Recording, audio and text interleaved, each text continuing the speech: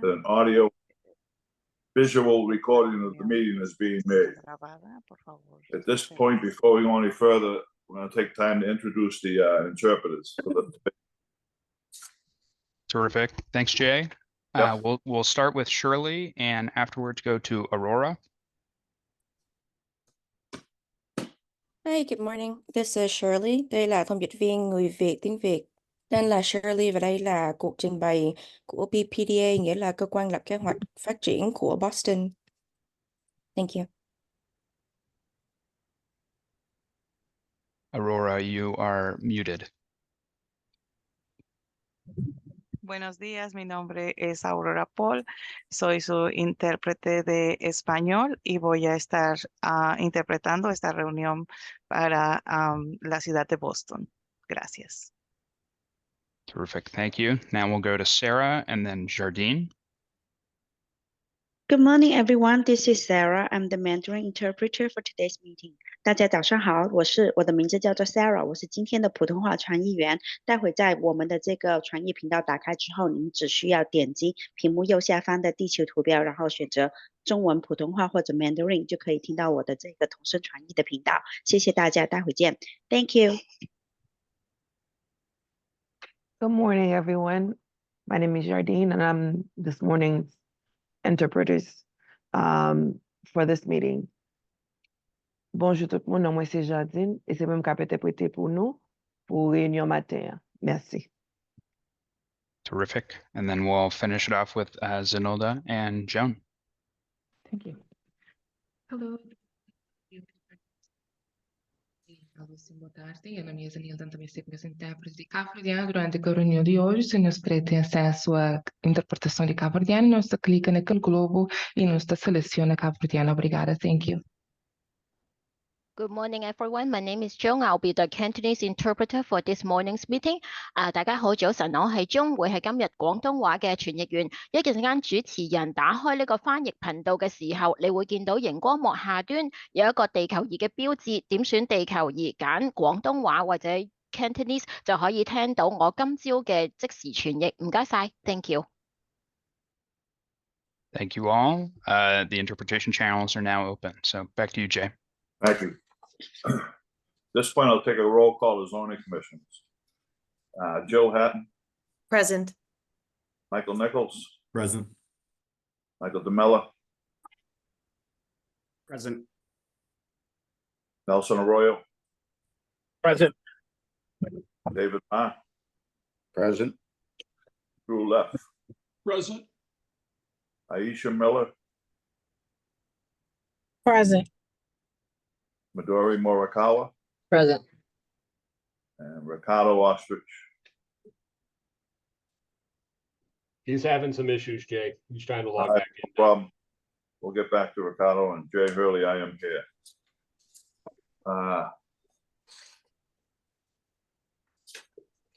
9 o'clock public hearing. This is a public hearing before the Boston Zoning Commission to consider text amendment application number 527 with respect to net zero carbon zoning. The hearing was duly advertised on July 24, 2024 in the Boston Herald. In a Boston Zoning Commission hearing on proposed petitions, the proponent will first present their case as subject to questioning by members of the commission only. We are taking support and opposition at the same time. If you are planning to testify, please take the time now to verify that your computer microphone is active. Click the hand icon in your Zoom control panel. That will signal staff that you would like to speak. When your hand is raised, it will be blue. If you are calling in from the meeting and would like to testify, please dial *9 to raise your hand. When I call for all testimony, staff will announce your name and allow you to talk. You must unmute your microphone. Your webcam will not be active. In an effort to accommodate all who would like to speak, each person will be given up to 2 minutes to comment. Commission staff will indicate when there's 30 seconds remain. At the same time, please conclude your remarks so that the hearing may continue and others may be heard. Finally, the proponents will allow a brief period, 5 to 10 minutes for rebuttal if they so desire. Please begin the presentation.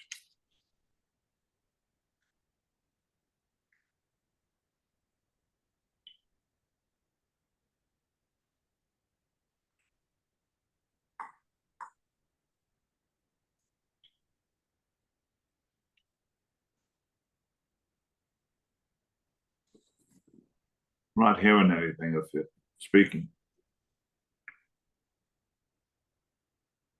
Oliver, I think we're beginning with remarks from you. Great, thank you. Sorry, I was waiting for an intro, but I'll just take it No from here. worries. No worries. Good morning, everyone. I'm Oliver Sellers Garcia, the Green New Deal Director for the City of Boston and also the Environment Commissioner. I'm just going to give a very brief introduction and then pass it on to the Planning Department team. Just to put all of this that we're going to talk about today in a little bit of context, you know that the City of Boston for, many years, and especially under Mayor Wu, has really been a champion for being at the vanguard of climate action. And what that means is that our goal of being net zero greenhouse gas emissions by 2050 hasn't changed, but the world is changing around us and making it very evident that it's very hard to reach that goal. And we are really demonstrating what it means to cut down and get to zero emissions with many different ways of implementing strategies now. It's no longer a moment of planning and figuring out what we'll do later. It's actually taking the tough decisions and acting on it now. And that means many different things, from reducing energy usage to taking fossil fuels out of our built environment and economy, finding ways across our city and our region for carbon-free and renewable energy to power our built environment and transportation systems. It's a really kind of all hands on deck, many tools in the toolbox. You pick your metaphor. There's many different ways that we have to go at this to solve our emissions crisis.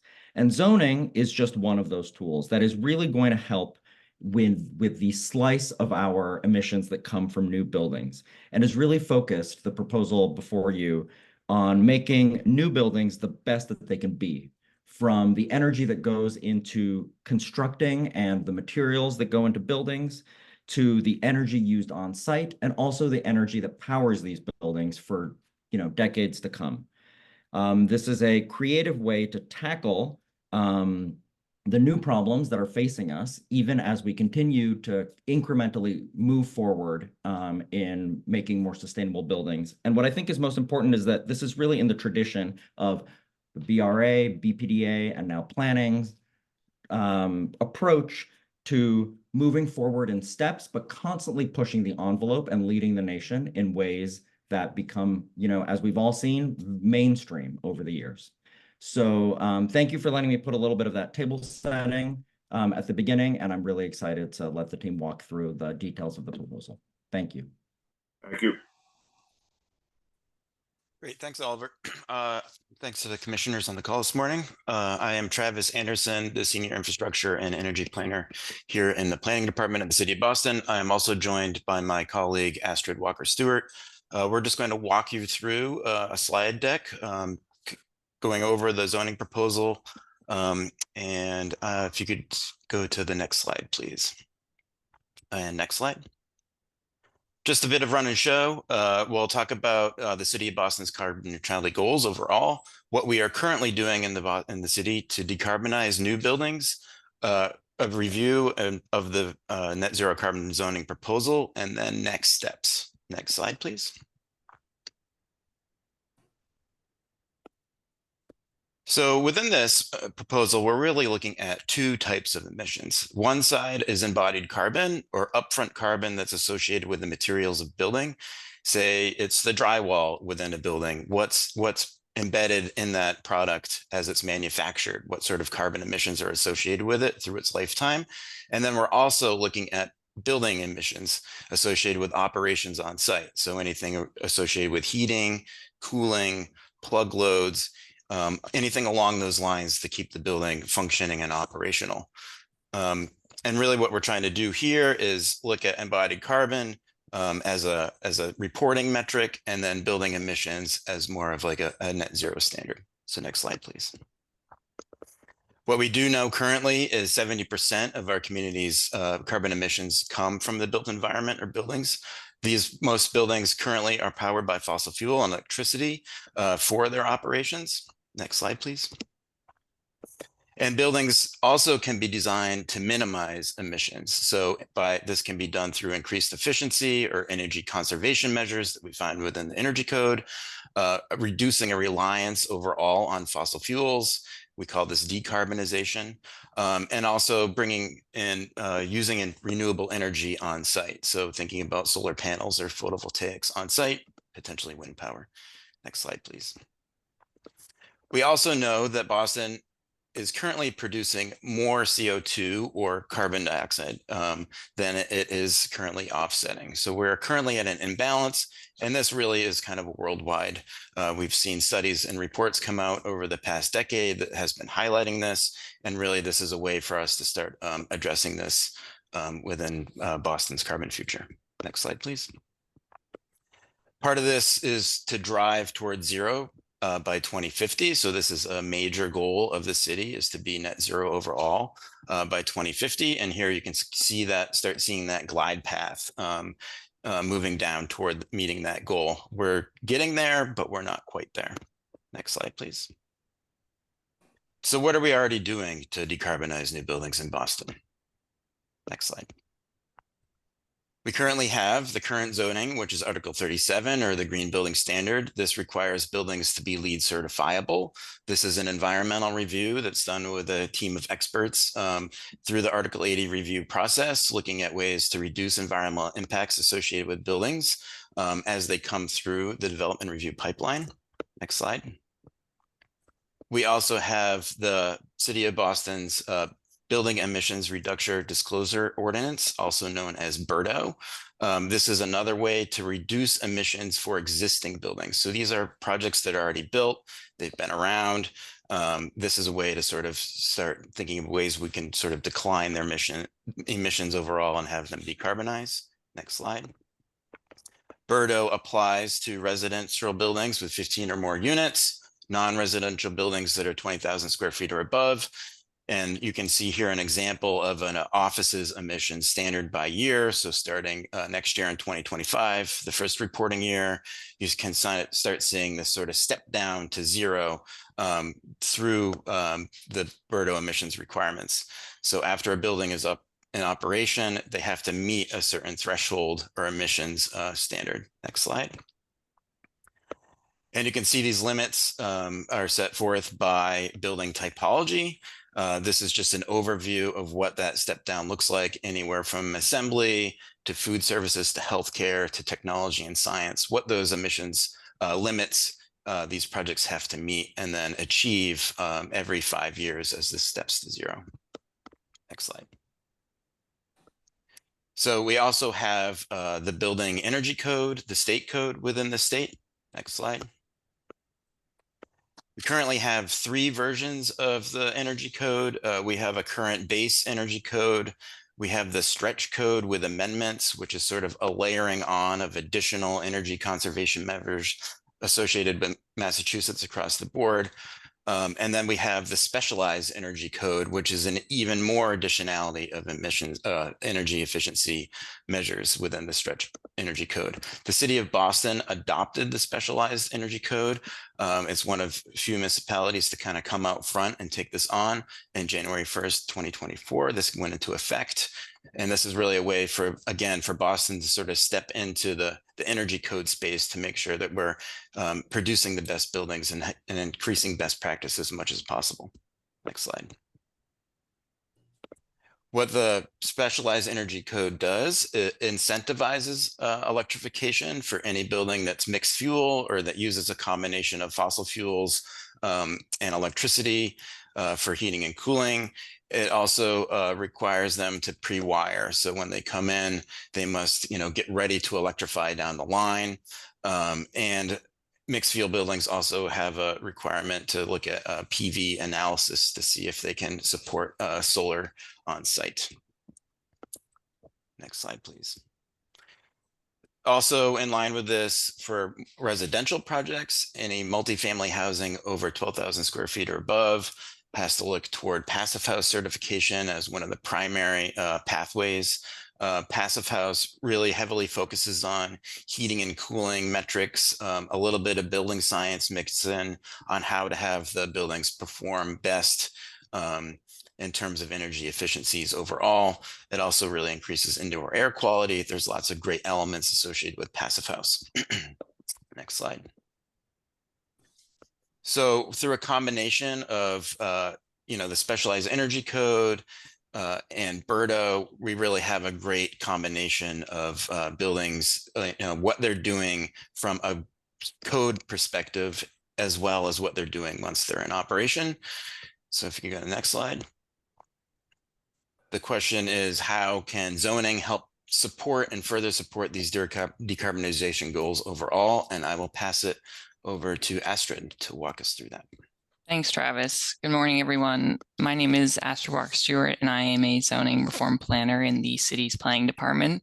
And I'm going to talk about how, as Travis mentioned, how the zoning can support our city's goals. Next slide, please.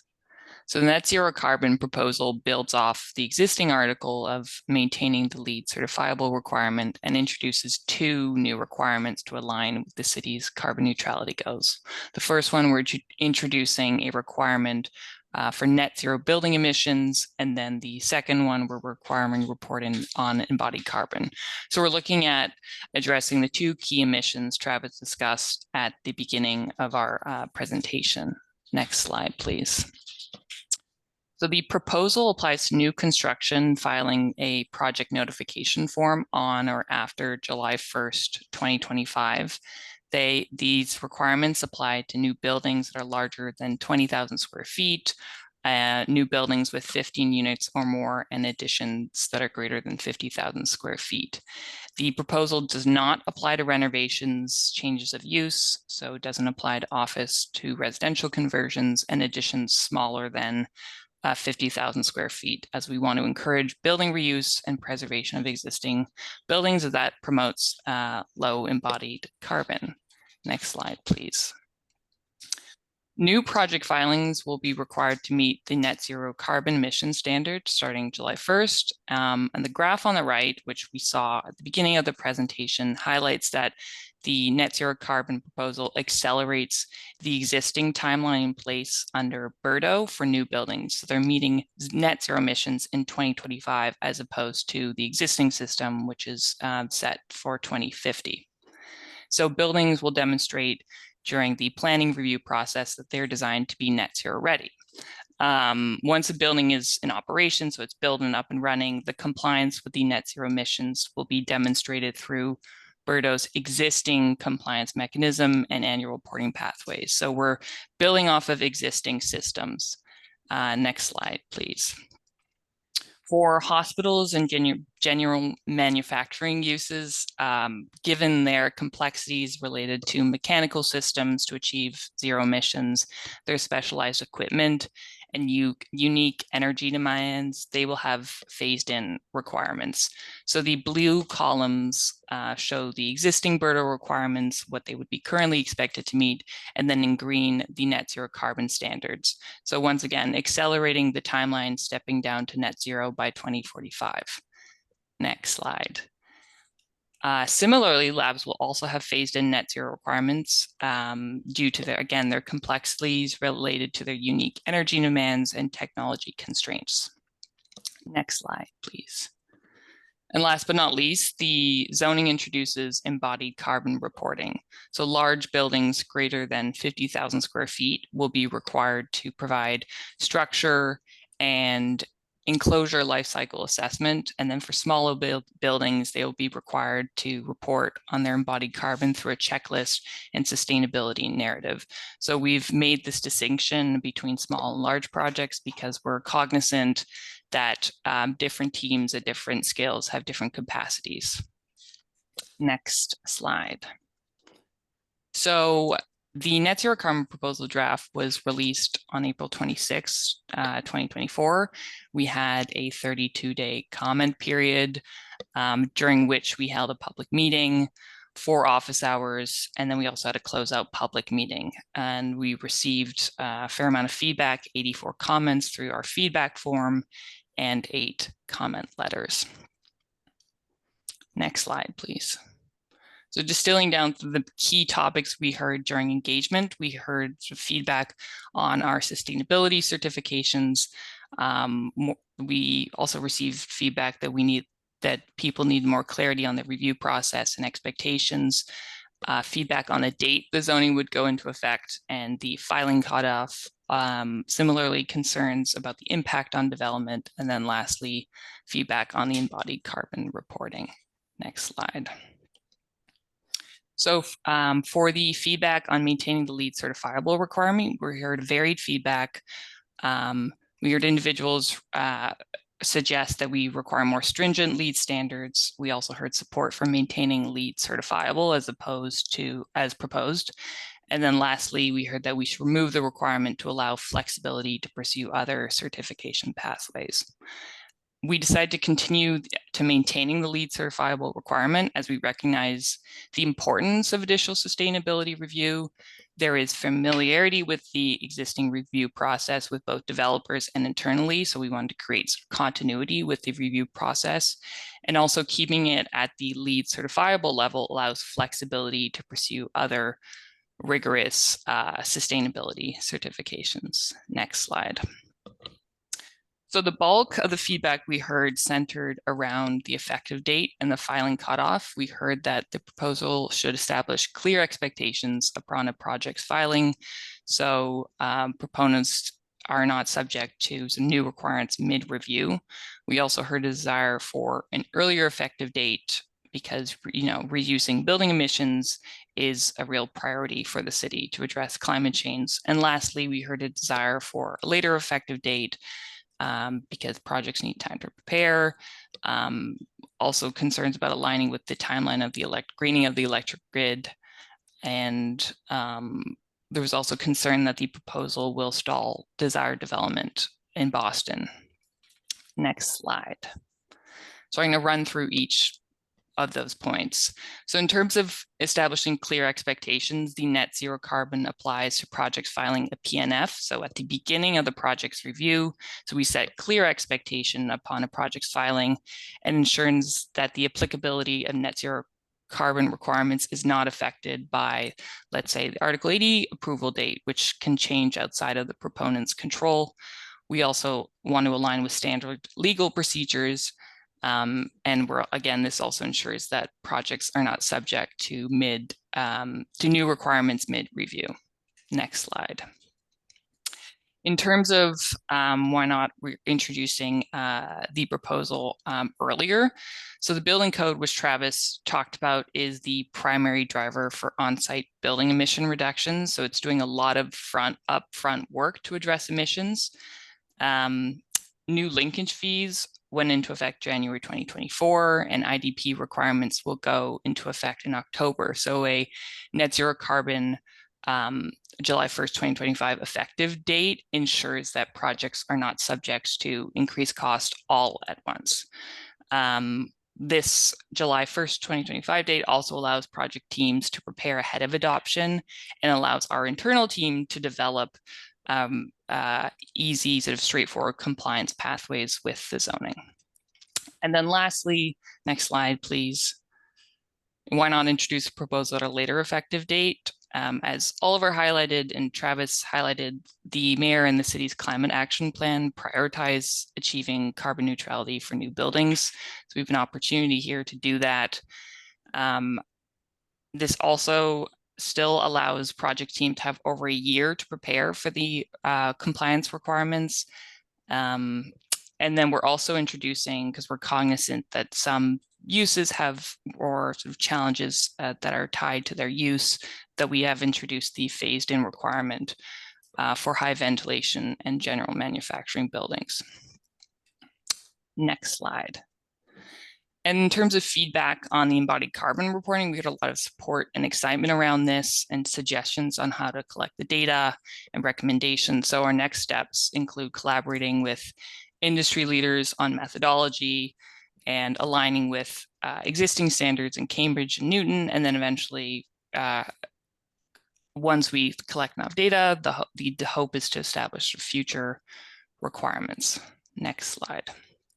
So zooming out, without the zoning, we have the existing pathway that is currently in place. So we have the specialized stretch energy code addressing building efficiency. And then once BERTA goes into operation, declining emissions by 2050. Next slide, please.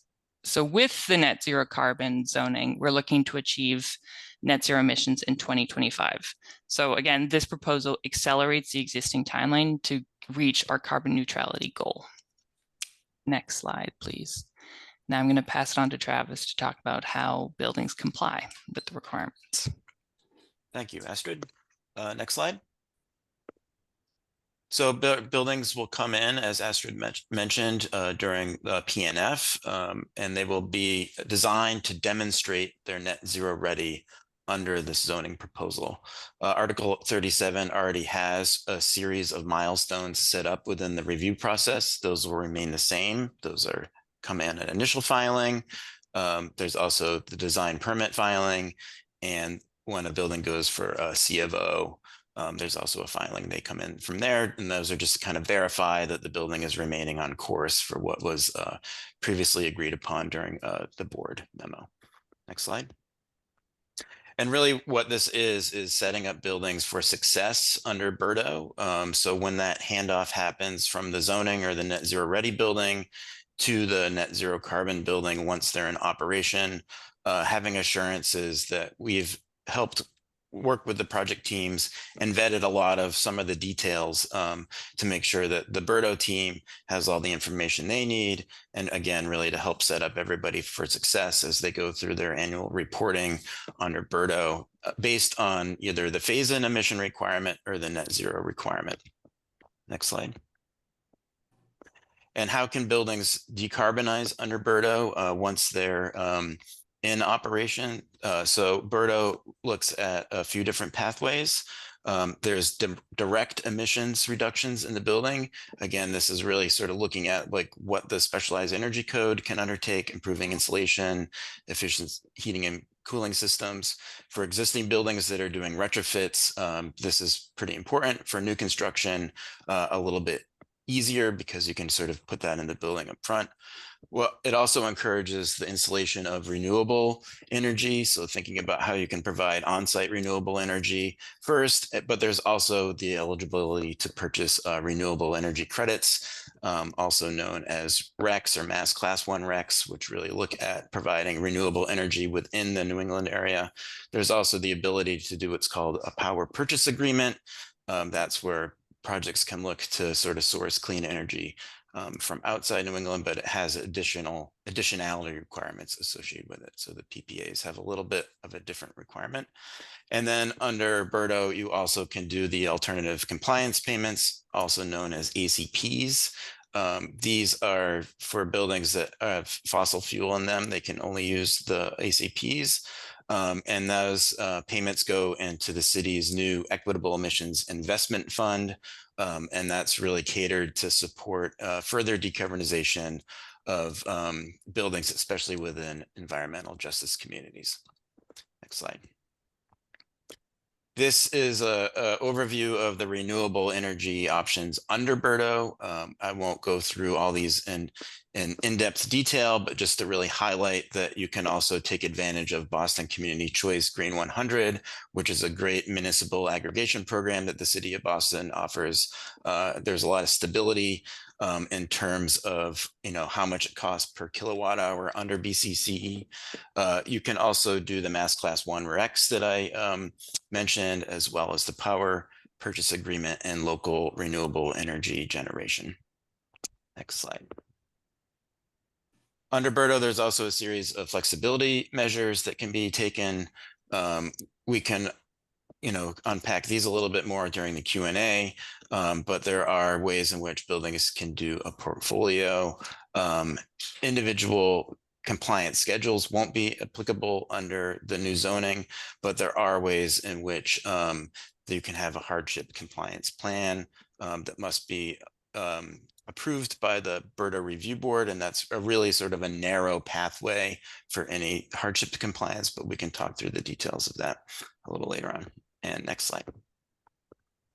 So really the goals for the net zero carbon zoning are to support the decarbonization of new buildings, reduce future expensive building retrofits.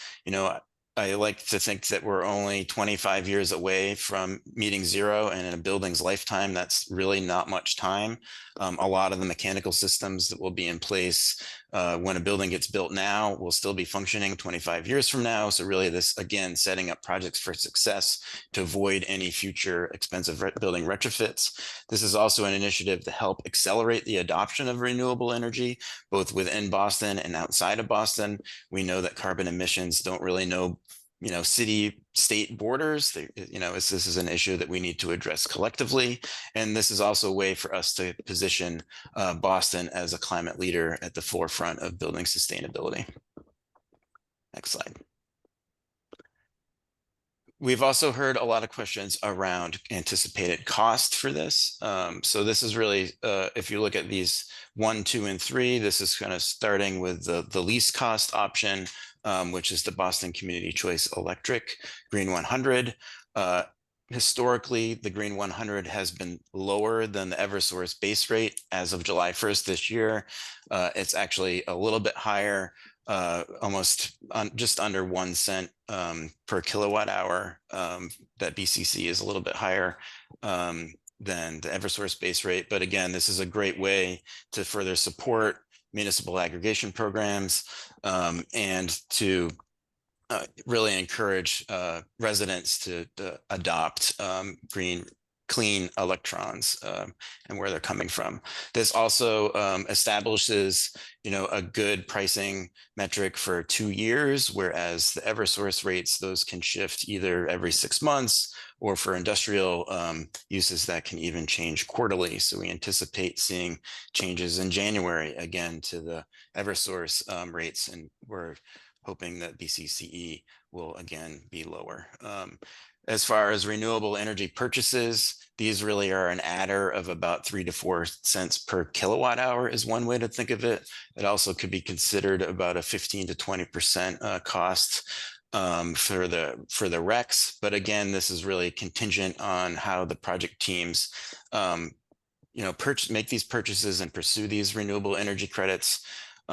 This is going to be part of the review process. We'll be working with teams on how to sort of adopt and take advantage of some of the power purchase agreements that might be available, and make those available to smaller teams and sort of get better and equitable access to clean renewable energy through the renewable energy credits. And then the ACPs really were established to be one of, a higher cost to really sort of encourage this decarbonization over time for existing buildings.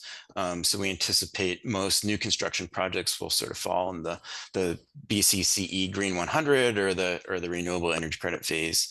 But as of some of our studies that showed that the ACPs add about 0.5% to 5.5% of total operational cost. Next slide. So next steps. Next slide. Really, as we mentioned quite a few times, it's to develop how-to guidelines, educational outreach for both small and large projects, noting that the difference is the way they come in for review. We're working really closely with the Berto team and environment to make sure that passing of the baton is efficient as possible, and that we're sorting out a lot of the details associated with the, at times complicated carbon accounting. We're also looking at ways to develop a tool. So again, that makes it easier for project teams to show their compliance when they come in as a net zero ready building. We're also working directly with other municipalities on the embodied carbon and data collection, working with industry leaders on what that might look like moving forward to make sure that that's also an efficient project for project teams when they come in. And then we're also exploring ways in which we can develop a equitable electrification plan or some sort of energy plan, again, to address how Boston in general is modernizing as it's, the grid is modernizing as it switches through this energy transition to more electric infrastructure, working in concert with our local utilities to make sure that we're collaborating and sharing data and information in very constructive ways to ensure that we're going to be able to do this in the long term. And I think that might be it. So next. I want to thank everybody for listening to this presentation and happy to open for questions. Great. I think we wanted to make a few final remarks, if that's okay, Travis. Oh, yeah, sure. Go for it. Thanks so much. Appreciate it. Commissioners, appreciate your time. I won't take too much of it. Devin Quirk and I are here just to close out the presentation today. We know the scope of this work and the magnitude of this change isn't going to be easy or small. And we know that an investment in a transition like this, it seems significant at this particular moment, but it's going to pay dividends in the future and really set our city up for success over the long term. This policy is designed to help us accelerate the adoption of renewable energy, bringing new buildings online that are clean and efficient and reducing the need for expensive building retrofits in the future. I think we can all be confident that NZC will have relatively little marginal impact on construction costs, given that the high standards in the stretch code we are pretty very close to what's already what's being proposed in our policy.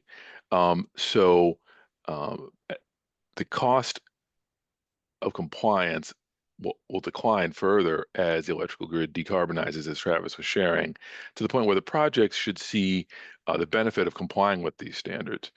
Also believe that new government incentives and policies like the New England States Renewable Portfolio Standards will continue to move us towards emission-free energy production. Compliance with NZC, BERDO, and the stretch code and other green buildings are not only the right thing to do from a climate perspective, it's an investment in a new paradigm of energy generation that's going to reward all of us in the future. Again, I know that in the context of the current marketplace, making this policy seems may raise the kind of questions you have, but given its close proximity and requirement to the stretch code, and the fact that making this commitment now means that it's going to be baked into the future growth the city has, we recommend it and think it's the right approach for us to take, and recommend it specifically and officially to the commissioners. Devin, did you want to add anything?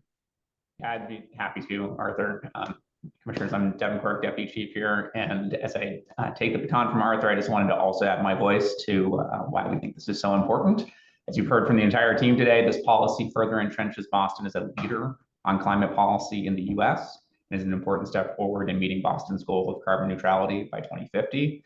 And I really want to emphasize with the Commission that climate leadership is a priority for the Wu administration, and it's also an imperative from our community. And you've heard that broadly today, and I think you'll hear it in the comments as well. As we've said this morning, buildings account for nearly 71% of our community's carbon emissions. And this represents an area in which we as a city can be the most influential in fighting climate change, a phenomenon that will disproportionately affect coastal cities like Boston. And we are very proud that our real estate and development community is already at the forefront of these new technologies and building methods, and that this policy, among other moves, will allow us to move rapidly towards zero emissions. We're really looking forward to continuing to work with stakeholders in the city to make this transition as efficient and effective as possible. It will obviously be an ongoing conversation. And I think I just want to say in conclusion, on behalf of the entire team and the administration, I'm very excited to ask for the Commission's support on this important policy. And we all together look forward to answering your questions. I think that concludes our presentation. Thank you. Can we take the presentation down now? Thank you. Any questions from the Commission? Hey, Jay, it's Mike DeMella. I have a couple of questions, if I may. First of all, thanks for the presentation, everyone. And thank you, by the way, Director Jemison. I know you're on the way out, but thank you for your service to date. I appreciate it. Well run and well done. I thought the presentation was great, and I think the goals for net carbon zero 2050 are laudable goals that we should be achieving. I think one of the things I was missing from the presentation, though, is a little bit more detail on benefits versus costs of implementing this now. And so, in other words, like I would love to know: has there been any research done on what percentage of emissions today are created by new buildings in any given year under the current energy code, and what that reduction would look like, say, in 2025 or 2026 under a net zero policy? Is there any research on that? I can take that. Yeah, we actually track a lot of building emissions for new construction through our Article 37 review process now. So we have what's called a predicted carbon emission intensity that really looks at, what projects will achieve like today, and also using 2035 as a metric, because that's really when we see the electrical grid in parity with fossil fuel in terms of its emissions. So from that, it does vary across project types, but we see, new housing, for example, really kind of upfront, especially affordable housing, since they already have the zero emission building guidelines, and they're really, taking advantage of on-site emission reductions. What this really is looking to do is help support and enable more renewable energy. So as buildings effectively decarbonize along with the grid, thinking about how the grid has green and not so green electrons associated with energy production, how this can sort of help enhance that. So I think in terms of, what level of saturation for renewable energy looks like across the whole New England ISO or grid, that's something that we're interested in. And we've seen a little bit of research coming out of along those lines, but I think those are numbers that we can certainly look for. So if I may, I guess I'm more thinking about, let's just say in any given year, there are, this isn't the right number, but 100 new projects being built in the city. From this year, the emissions driven by those particular buildings in 23 or 24 versus how we look at 25 and 26. Are we talking about a 1% emission reduction? Are we talking about a 50% emission reduction? Is there some level of, because I'm talking about just because this is just going to impact the new construction buildings as of if this is implemented. So I'm just trying to understand what the benefit of implementing this policy is, and where I'm weighing that from my decision is what the cost is to implement this in terms of the reduction in development or adding needed housing, needed workplaces, needed labs, needed hospitals, and the cost that's going to create, or the cost that's required to build to the net zero housing now versus the benefit it's actually going to drive in the immediate future. Because, and again, my context here is that the market is extremely difficult to develop and build into now. We have a massive housing crisis that is an immediate need for the city. That is a major problem. And adding more costs on top of the things like IDP, on top of what we're already doing on Berto, on top of linkage that we've enacted recently, it is adding a substantial cost that is making it very, very difficult to develop in the city and solve the problems that we have, that we need to solve, that are more immediate problems as we continue to work to the 2050 emission standards. So that's the context of the question, but I don't know. I just don't really get a sense of what the benefit is, the net benefit is in terms of emission reduction in the near future. Yeah, so let me chime in here, and then I think we can fill in some blanks with the rest of the team here. But I do think, you're raising a really good question, which I think a few of us, but particularly Arthur and Devin, really nailed at the end, which is, this is a question of trade-offs and costs and benefits, because we've reached a point where there really aren't many easy, no cost, but also impactful climate solutions. So you're right in terms of looking at it that way. I will I'll ask Travis and some others of the team to correct me with the numbers, but early on when this process restarted after the earlier net zero carbon process that began a couple of years ago, and we were looking at how to restart it in the context of the new stretch code, we worked with some consultants to do, I shouldn't take credit for this. The planning team worked with some consultants to do some analysis of what the emissions reductions would be. What I will caution is that, what emissions in any sort of regime that come from new buildings is all sort of in the speculative space of what will new construction be anyway. So putting it in the percentage of overall emissions is actually something quite difficult that, I think we have to think about it segment by segment and what is the most impactful in each segment. And that's the way to do sort of like the calculation of costs and benefits. And I recall some analysis that showed that, well over a third of emissions could be reduced from the energy supply that was feeding the building. And so I would like to be corrected if I'm remembering those numbers wrong. And of course, it varies depending on building type, of course. But that there really are pretty substantial emissions in the overall profile. And that is in the context of how you would look at a building in Berto, right? So it's not just the way you would look at a building from the building code perspective, which is like, what is being, what is on-site energy usage, but also from the regulatory regime that Boston has in place that these buildings would all fall into. And it is a substantial improvement that comes from putting this in the slice that is new buildings. So I'll stop there and see if anyone else from the team wants to fine tune that answer.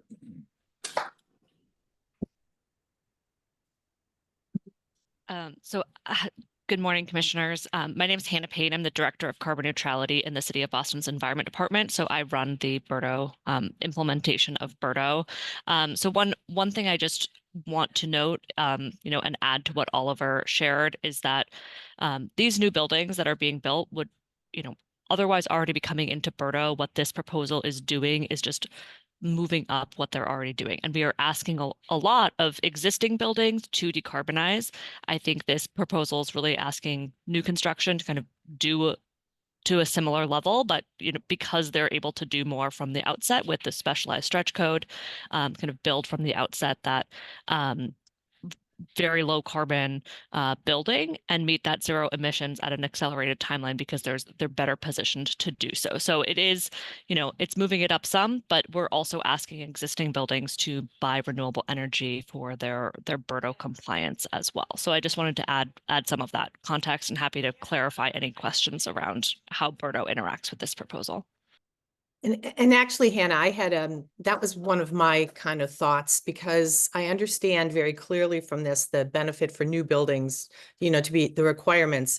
But some of the comment letters that we saw, and I know Astrid said there were only 8 comment letters, but I think some of those were from trade groups that represent many participants. But one of the comments I remember reading was the fact that the greening of the grid, as I think Travis or Oliver had mentioned, that's a process. We're not there right now. And so under this, I think that because of the acceleration, not only for new buildings, but for existing buildings, does that result in, that's what's resulting then in some of these penalty payments, or I forget what you call them, the AD, Ls or whatever, the alternative compliance payments, yeah, ACPs. ACPs, thank you. And so what this code does do is it accelerates Berto for existing buildings also. And is it true though that some of the cost though is that the grid is in green, and just even if you're connected to the grid, you're being asked to pay as well? I just remember that there was some because of the acceleration and the fact that the grid is in green, that just defaulting wise, there's a de facto cost there. Yeah, so I can answer that. So there are several different pathways under Berto for a building to comply with their emissions limit. And one of those options is buying renewable energy to reduce the emissions from their electricity usage.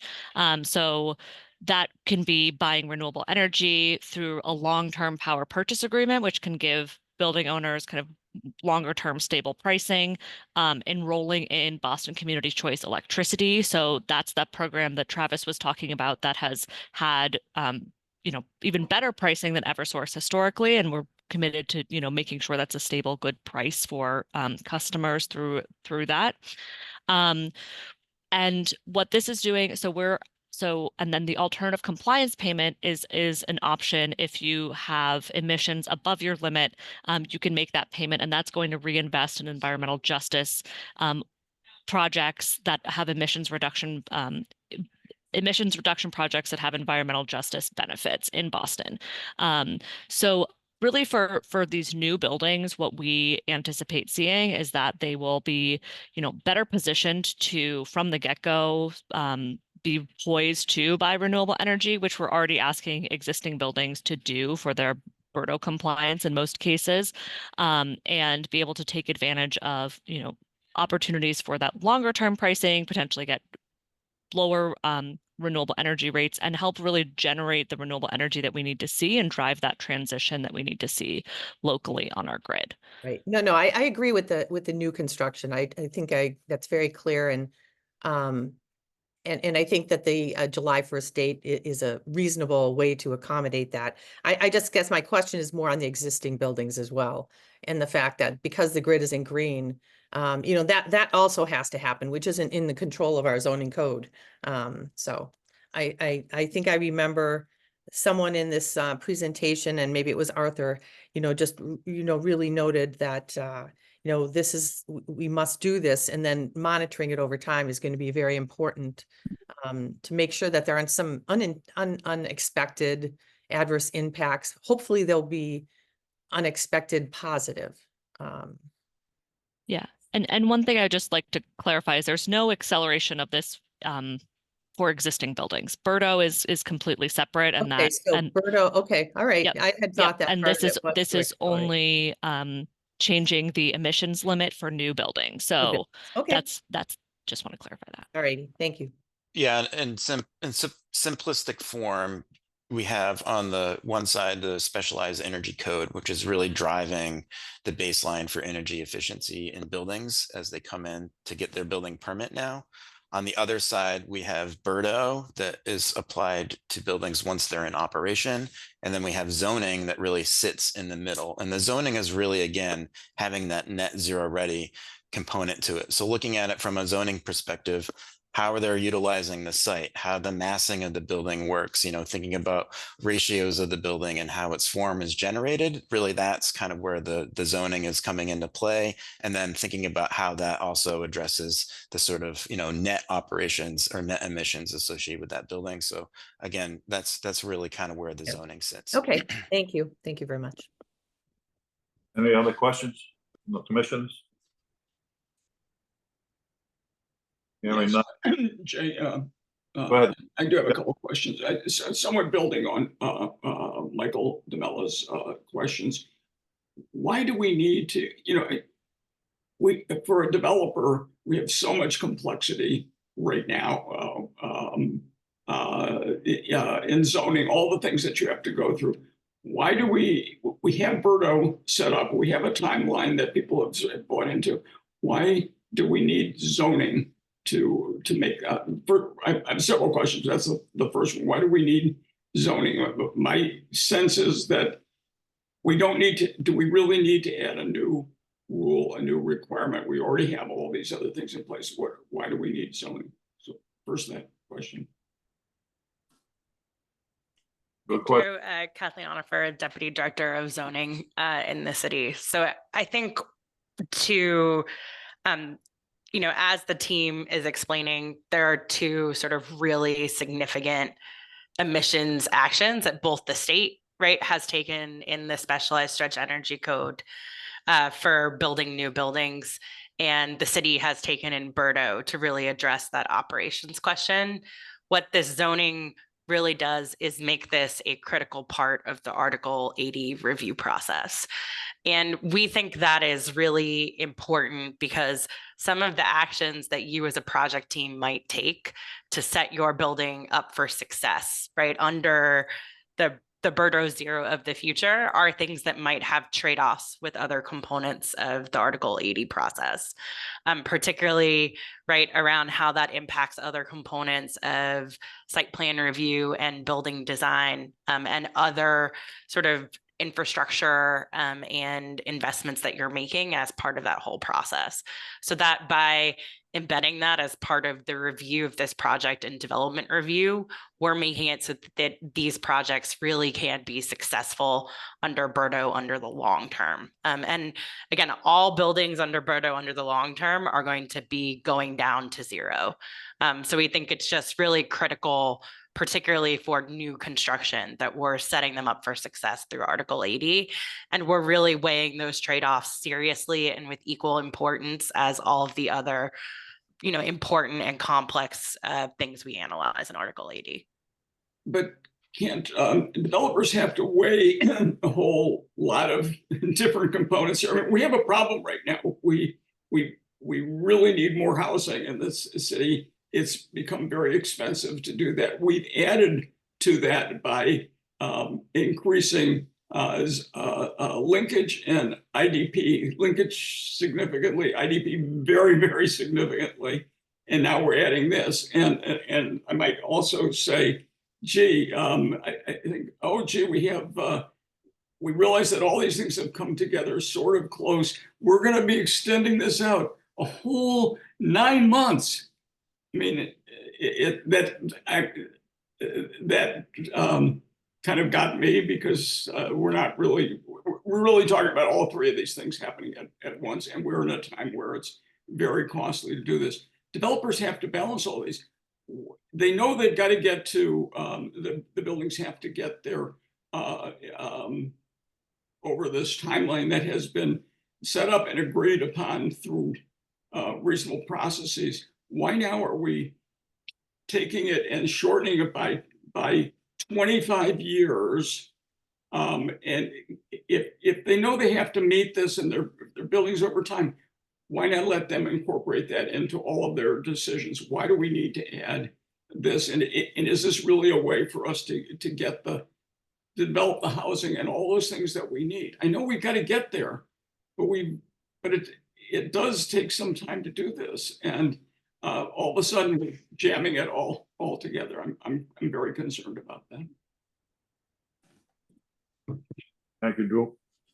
Yeah, if I could just jump in here, from the new construction standpoint, we see a lot of project filings come in that are, within 40 to sometimes 60% lower in terms of operation as they're being designed today. And this is really, a goal to sort of levelize the playing field. The existing buildings have to comply with BERDO, and we see that, new construction buildings, since they are being designed so efficiently, can achieve that zero since pretty, within relative ease, because they're coming in already well designed.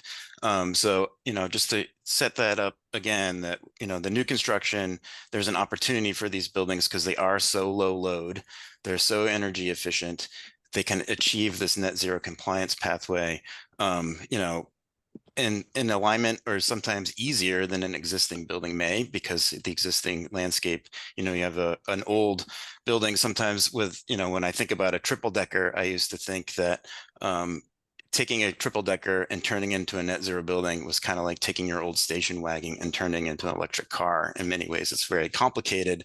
In this regard, there's an opportunity because the new constructions buildings are coming in designed so well that they can achieve that zero from the outset. So, just to sort of help frame that we're really looking to levelize, what existing buildings have to do under BERDO now and what the new construction buildings will have to do in the near term. Just one more question, Travis. So I mean, it's an interesting point but you raise a question for me. Is like, are we not making perfection the enemy of done in some ways here? If these new buildings are already extremely energy efficient, and let's just say there are increased costs to build to net zero. There are some things that make it very difficult for new projects to pencil.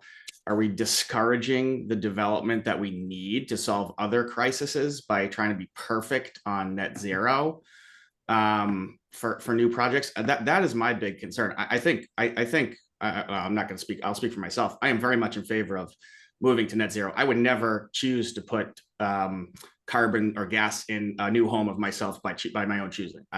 We're on the same page there.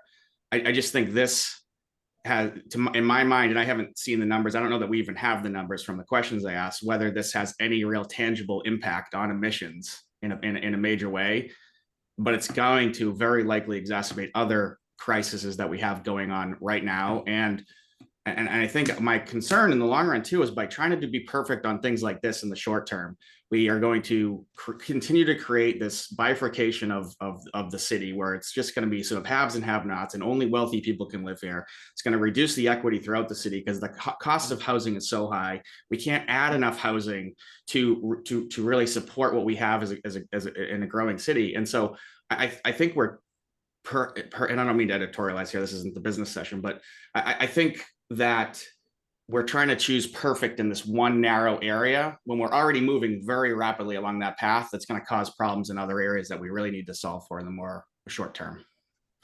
Commissioner, if I could jump in, I just want to embrace what you're saying around the importance of growing the city. It is deeply important to everyone here, and it is deeply important to achieving our goals of resilience, affordability, and equity to keep building the city and making sure that Boston is an inviting place for investment, because we can't do it just ourselves alone on our own dime. We need new housing, new market rate housing to be feasible to be constructed in Boston. It's an important sort of foundational principle by which we need to look through our policies. So I appreciate you and Commissioner Leff's raising this. I think one thing I'd say to maybe lower the stakes a little bit is, and I think that the technical experts on the call can talk to this a little bit, but just want to highlight that the majority of the costs associated with additional, like marginal costs associated with the net zero policies are already in place with the municipal energy code. So we're not asking for too much more besides good long-term reporting on embodied carbon and some of the choices you heard around where energy comes from. And I think those are going to be important to solve our long-term policy objectives. I maybe at a macro picture, I'm reminded of the old adage, the very best time to plant a tree was 20 years ago, and the next best time is today. And we would have been much well served as a city to have implemented these policies a long time ago. But it's never too late to do the right thing and to drive the city in the right direction, because this is largely about the city we want to become. And to the concern, again, to lower the stakes a little bit on the ability to build these, we've been very intentional in the rollout of this policy and other policies, giving the market plenty of notice and time to adjust to the fact that these are coming. And you've heard from the team, this policy is not retroactive. It does not apply to any projects that are already approved or currently that have already filed and under consideration. It is a future-looking policy. And there are other macro issues in the economy, as the commissioner, I don't need to remind the commissioner of this, but just to say it out loud, there are macro issues in the economy that create cost issues that are much larger than this, much more larger than this, right? The interest rate environment, we have unfortunately over 20,000 units of housing that we've approved that are not subject to this policy, they're not subject to the other policies that are mentioned, that are not in construction yet, and we're working every day to get those into construction. So we have a very healthy pipeline of development that will not be subject to this, and we want to make sure we get that done. We're getting way off course here. This is a portion of the hearing where the commission is supposed to be commenting or asking a particular question. What we had was a presentation, not your presentation. Now it's the time for the commissioners to ask questions, and if they have a question, you can answer that particular question, you answer it.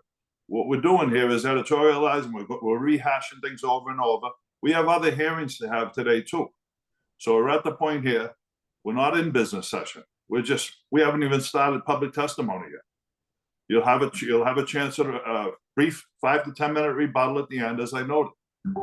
So enough with the, everyone, 3 different people answering each question.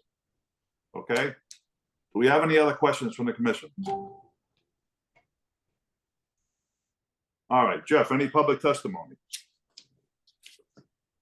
Yeah, we have a couple of raised hands right now. I'm going to start with some of the elected officials. Councilor Weber, feel free to unmute yourself.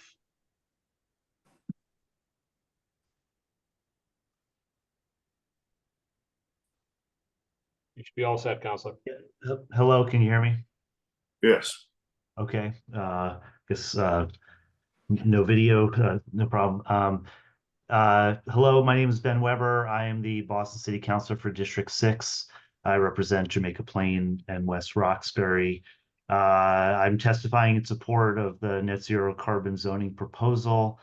I strongly believe in the city's goal of becoming carbon neutral by 2050. I think to do that, we have to lay the groundwork now. A project being proposed now, probably, some won't get built for 10 or more years.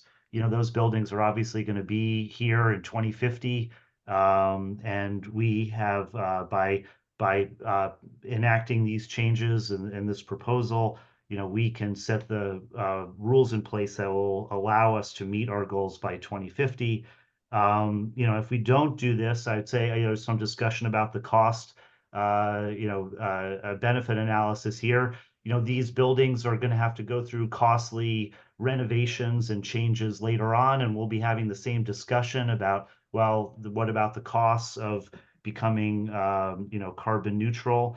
I think we can have those discussions now, and I don't think we should be putting off difficult decisions anymore. We're all dealing with climate change. Lastly, I believe that Cambridge has already enacted this. I don't think Boston should be, sort of I don't know what the expression is, but I don't want to get the sort of low cost polluter friendly projects that people can't get into Cambridge and be the sort of low end of that. I think we can lead on this, and this is a chance we can do that. And I support the proposal. Thank you very much. Thank you, Counselor. Hey, Counselor Pepin, feel free. Good morning, everyone. Can you hear me well? Yes. Hey, good morning. My name is Enrique Pepin. I represent District 5 in the Boston City Council, and I'd like to go on record in support of this. I just think that this is an opportunity for Boston to take a lead in climate change. I think that this is the next step forward in making sure that we are being mindful of how our climate is changing. It's evident that it's impacting Boston. Just about a week or two ago in the council here, we had a hearing about how weather is changing in Boston. And by 2030, we're going to have 40 or more days that are warmer than 80 degrees. And that is just going to continue to increase. And I think that by doing this, this is a way for us to, like I said, take responsibility, make sure that we're taking some action to ensure that we are not continuing to impact our atmosphere negatively. And I really like the fact that there's also exceptions to this that won't impact smaller developers, folks that want to extend on their projects. I'm thinking about the small mom and pop shops that may want to build some units on top of their house and don't need to comply with it, and it won't impact them. So I'm just very happy about how this was all put together, and I just want to go on record in support of it. So thank you for putting this together. Thank you, Council. Okay, Indus Johnson, go ahead and talk. Good morning, everyone. My name is Indus Johnson, and I'm from City Councilor at Large Henry Santana's office. Councilor Santana would like to express his support for the proposed text amendment. This amendment is a crucial step towards helping Boston achieve its ambitious goal of reaching carbon neutrality by 2050. By implementing this change, we can significantly enhance the city's efforts to combat climate change and promote sustainable development. Support for this amendment is an essential commitment to the future of our city and its residents.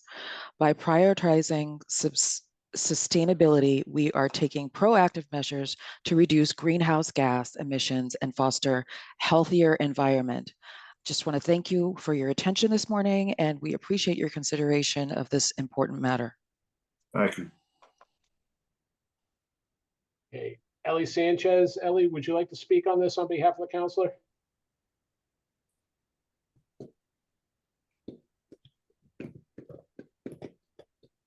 Hi, everyone.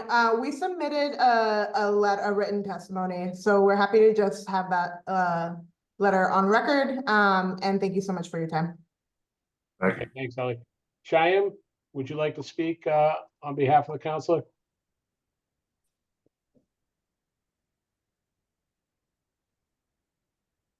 Thank you. If I wasn't so shaky, I would have. No, I'm fine with it. I'm shaky. I'm gonna call them and ask them like. All right. Sorry about that, Mr. Chairman. That's it. Okay, no, we have a few more. Hallie Thomas. Hallie, go ahead. Yep. Hi, Hallie Thomas. I'm with Millennium Partners Boston, and we are here to show our support of the adoption of the net carbon net zero carbon zoning. So thank you for giving me the opportunity to say a few words, and thank you to the city of Boston for its willingness to be a leader in reducing greenhouse gas emissions and energy use as the city charts its path towards an exciting future. Millennium Partners Boston is a mixed-use real estate developer planning and executing projects in Boston for the past 20 plus years. We have completed over 5 million square feet in Boston. And with each and every new project, we evolve, try to be an industry leader, set new standards, and continue to look to the future. Most recently, we completed Winthrop Center, which is a model for building smarter and sustainable.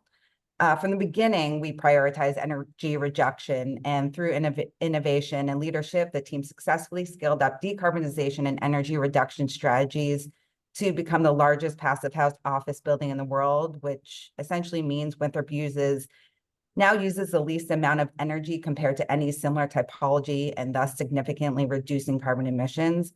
But this is just one example, and we all need to do our part to take on the challenges of climate change. Any impact to reduce greenhouse gas emissions requires energy reduction to be paramount in the decision-making process. The net zero carbon zoning is aligning goals and decision-making for all future new construction projects, which is what it will take to make any impact. So as advocates for reducing carbon emissions for our community and to do our part, we would like to see the commission adopt the net zero carbon zoning so together we can continue to lead the way. Thank you. Okay, Andy Krasner. Andy, go ahead. Hi, good morning. And I just want to say thank you to the commission for the opportunity to speak. And I also want to thank everyone at the BPDA for all of this incredible work that they've done to put together this great proposal. My name is Andy Krasner. I'm with Mothers Out Front. We are a group working for a livable climate for our children. I just want to note that since the first draft of this zoning code being completed, global carbon dioxide emissions have increased at a steeper rate than in all of human history. So we all have a responsibility to act, and we have to cut carbon as fast as possible, and we just don't have that much time to make a difference. But you, as a commission today, can make a big difference by voting for this code. Big buildings have an outsized impact on our emissions. Our BERDO buildings are about 60% of all of our emissions, and all of these new buildings will be covered by BERDO. So that's a big impact on our emissions. We don't disagree that we need a lot more housing, and affordable housing developers are already leading the way. They are building to zero net carbon standards. So other developers can do it too. I just want to point out that in Boston, 1 in 3 of our school-aged children has an asthma diagnosis, and air pollution from buildings makes it harder for them to breathe. Zero net carbon buildings reduce indoor and outdoor air pollution so that we can all breathe cleaner air. Andy. Zero net carbon buildings also reduce climate warming pollutants, which will help stabilize our climate. Of the 80 plus comments BPDA received from the community, over 75% of them asked for the ZNC code to be implemented as soon as possible. Boston residents really want this code, and we would like to see it pass today. Our children and our community need a stable climate to thrive, and that requires action and not delays. Thank you so much for passing them today. Okay, next is Hassan. Hassan, go ahead. Hi, thank you so much to the commission. Really appreciate it. Hassan Faruqi, I'm the executive director of the Boston Climate Action Network, and I live here in Boston. I wish to support this policy, understanding it's certainly not perfect. You know, there's been a years long process of policy development and stakeholder engagement with every stakeholder we could possibly imagine. I know the administration has talked extensively with developers, with labor unions, with tenant advocates, climate advocates, which is all very important to us. And this policy before you today is the outcome of all of that.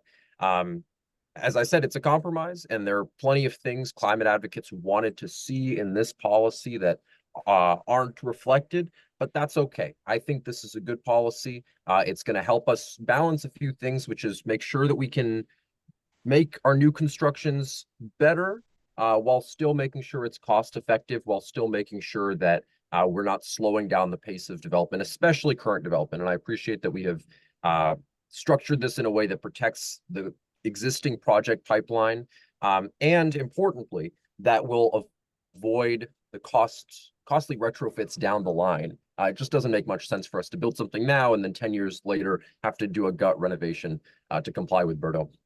And certainly we also know the cost of gas and heating our homes with gas is going to rise significantly.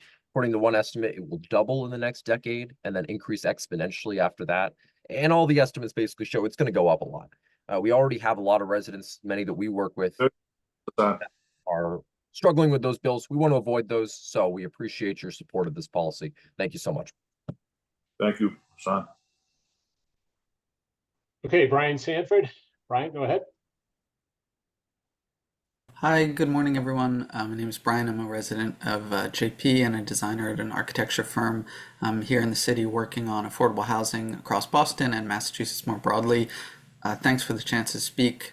I just really want to speak in support of the policy. I'm really confident that, especially in the large buildings that this zoning would apply to, if correct decisions are made early in the design process, there's very little cost impact to comply with these measures. I really agree with Andy speaking earlier that affordable housing is kind of leading the way right now, and so I'm confident that other types of development can comply as well. You know, we really need climate action now, and so I'm kind of deeply skeptical of any attempt to put kind of unlimited development ahead of the need for climate action. I think they can live side by side, and the zoning going to effect will certainly help with that. So looking forward to this coming to effect and hopefully contributing data to kind of inform the embodied carbon restrictions, hopefully coming down the line. Thanks for your support. Thanks for the time. Thank you, Brian. Okay, Emily Jones. Yes, hi. This is Emily Jones with LISC Massachusetts, where I support affordable housing owners in decarbonization efforts. The affordable housing community was only recently made aware of this net zero carbon zoning initiative, which would push affordable housing owners into immediate net zero compliance for new construction projects, as opposed to phased in over time, which the affordable housing sector is well aware of with BERDO compliance. Let me give you an example of a representative project that is currently being planned. It's 100% affordable, 96 units, 6 stories, all electric passive house.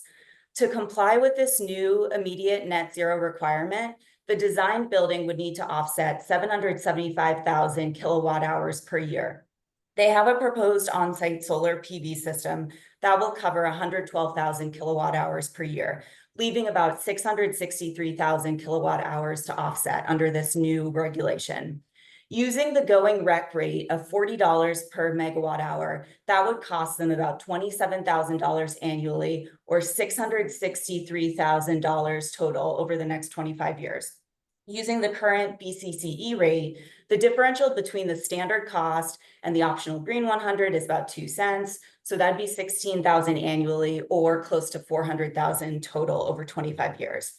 Complying with the original BERDO timeline would have resulted in about $50,000 of payments by 2050.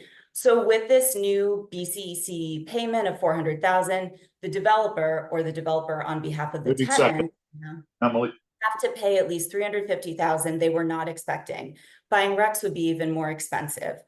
Affordable housing developers are working hard to make high quality, low carbon new construction that's already built to passive house standards. This additional fee to immediately make the project net zero falls on developers, as making tenants who already face energy burden pay a higher electricity supply fee as a non-starter. Where will this additional $500,000 or so come from? Will this well-intended regulation stall critically needed? Emily, that's it.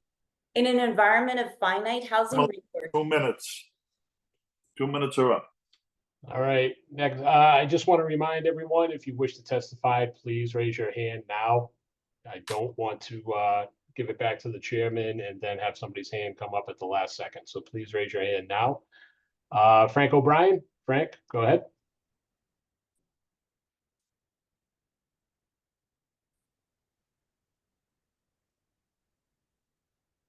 You there, Frank?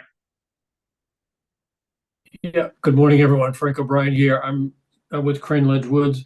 I'm here to ask the commission respectfully to approve the proposed amendment. The thoughtful questions of the commission were really on point.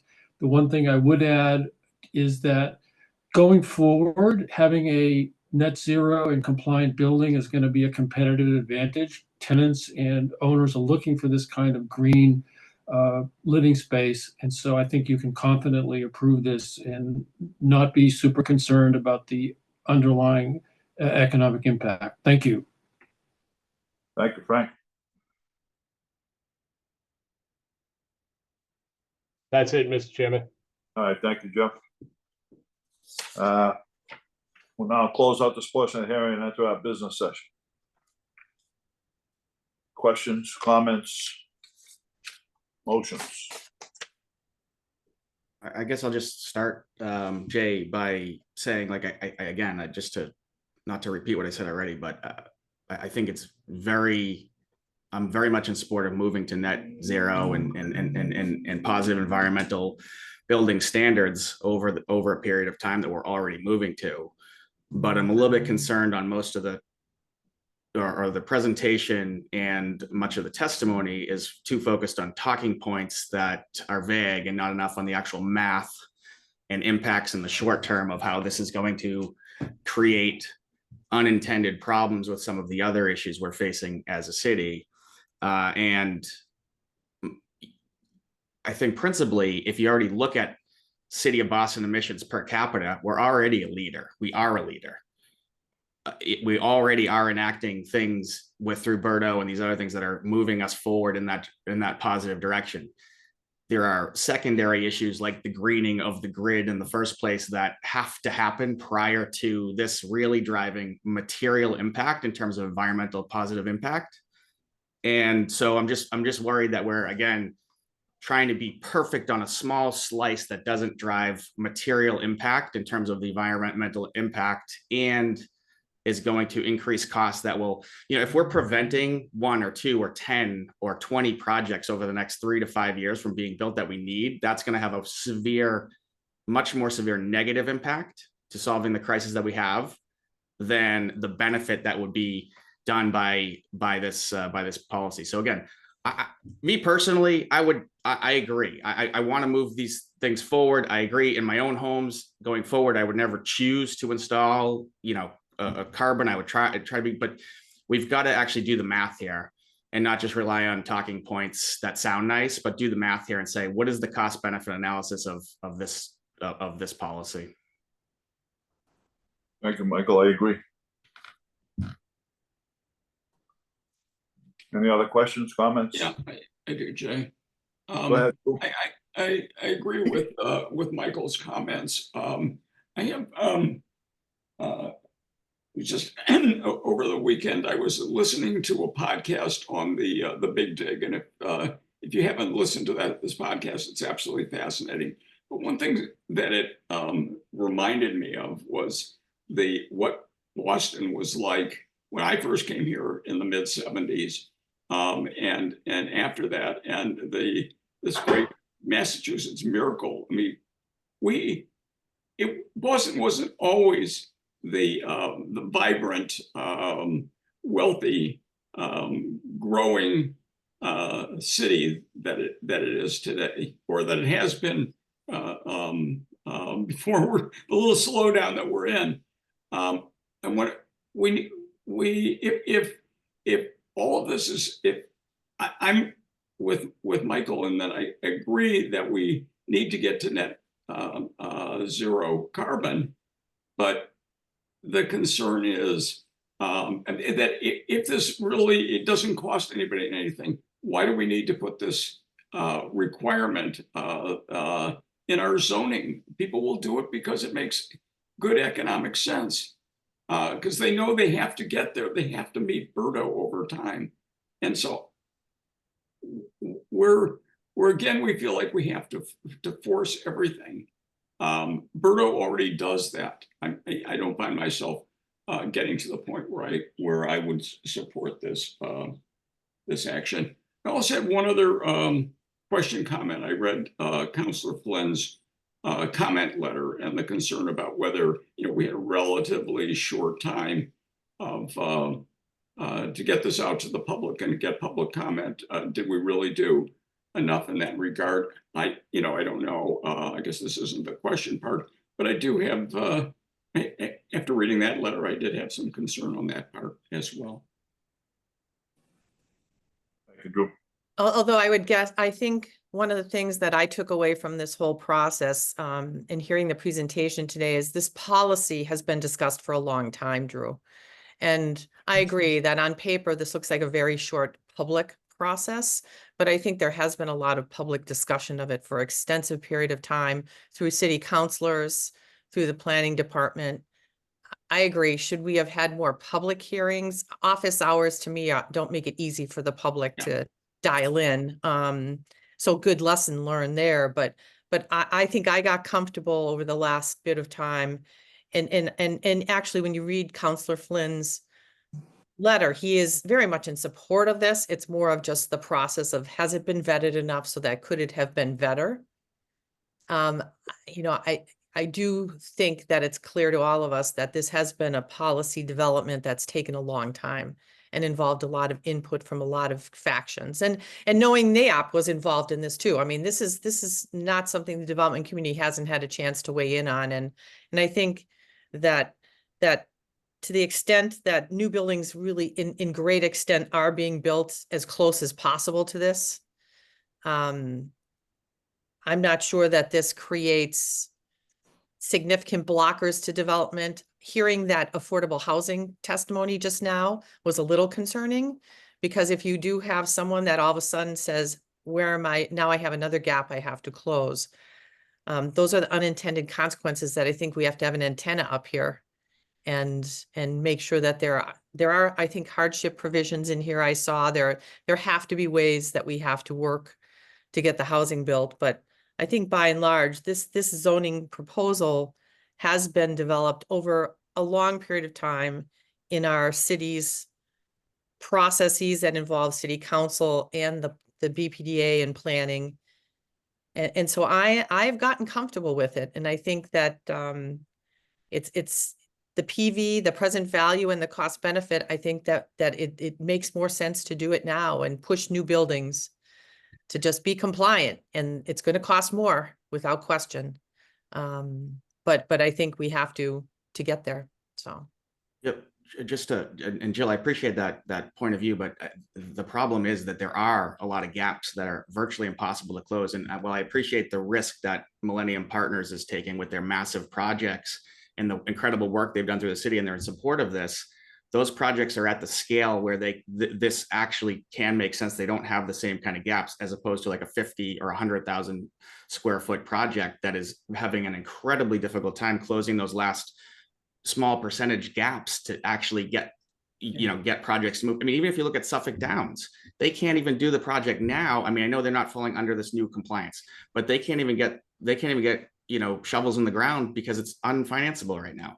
Right. And so I think we're creating increasingly adding gaps, and we've already done this in the past with some policies. That is, again, not because I'm not in favor of moving forward to energy compliance, and there are certainly positive market impacts in some cases, but when you're adding costs of an already incredibly heavy housing cost burden on people, we do not have enough housing. I don't think the benefit of doing this in the short term, I mean, if you rolled it out and said this is by 2035 or something, that would be way more sensible to me, right? Than saying this has to happen in the next 10 months or it doesn't make sense. So like accelerated a little bit faster than BERTA, or even a lot faster in that sort of maybe a 15-year acceleration, not a 25-year acceleration, given where we are as a city, given the other needs we have. And one of the things that for me is we just understand there are constraints in life, and whether it's development or other things, we have to make hard choices. Sometimes we can't just always choose the path that sounds like the best way forward, especially I think given that we as a city, we are already a leader in environment. We are already have, even as a state with the stretch energy code and other things, and there are probably going to be some developers, probably the larger ones that can move forward and more easily, I shouldn't say easy, nothing's easy, more easily implement things like this. And maybe there's a benefit to them from a market-driven approach.